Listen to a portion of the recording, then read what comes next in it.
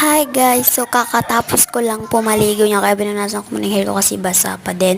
Nagtabas po muna ako kasi para hindi mga si making kilikele. Huy! O Then yan po, nagsuklay na po ako niyan. Kasi para maganda para sa straight hair ko. Yan, nagsasalita pang ate nyo. Habang nagsusuklay yan, nag-lip tint muna yan. Yan, nagpagandang ating hala hala hala. Pretty yarn. Then, nag-nails ako yung pambata. Then, tinry ko lang.